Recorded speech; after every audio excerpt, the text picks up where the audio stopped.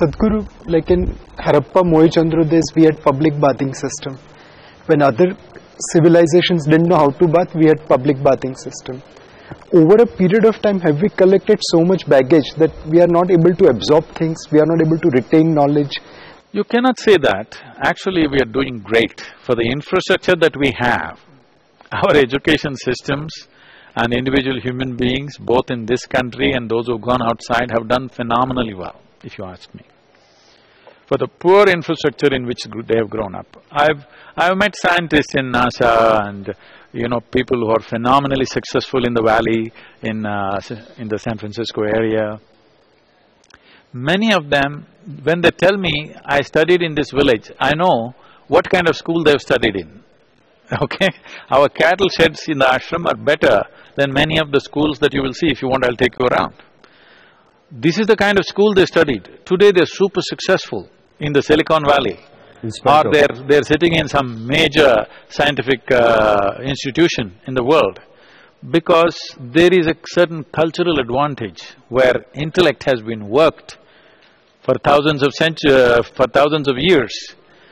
There is a certain genetic material and a certain sense of knowledge which is not all yours, which you inherit from the past. This is why you always bow down to your ancestors, because unknowingly you have gotten so much into you. We are still riding on our past well-being.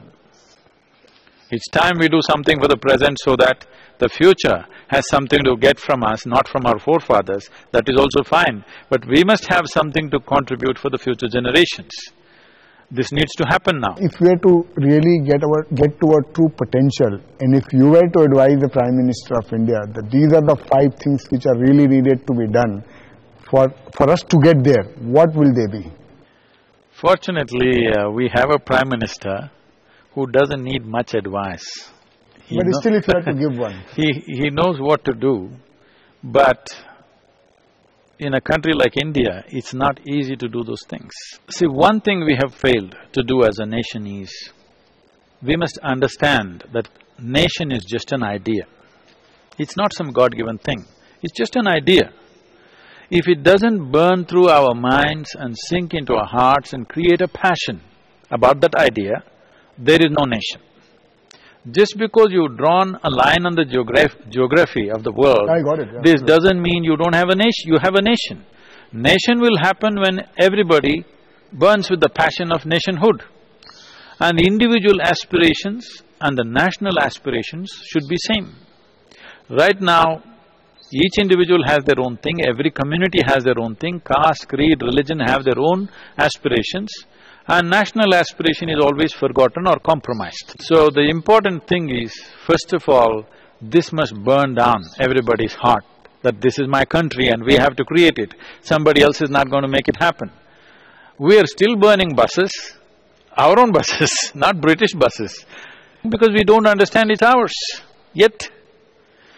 We are still calling for a bandh. Political parties are calling for closing down. Ruling parties are calling, we'll close down the state today. Where does this…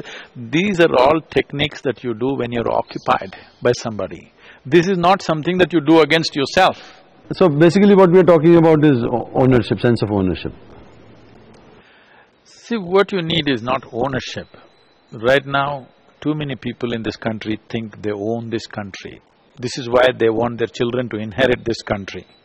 Wherever you go across every state in the country, this is happening. You don't own this country. You belong to this country.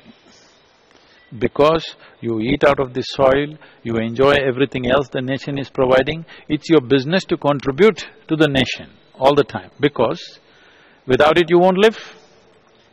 Right now, our idea of a nation is how to hold everybody here. People are not staying here by their own will, if you ask me.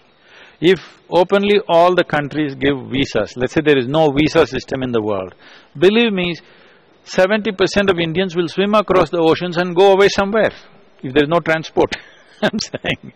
So, it is an open prison. You're holding it forcefully, that's not how a nation should happen. Well, right now we are in a certain state of poverty. We have left a huge segment of population below poverty line, so this is the reality.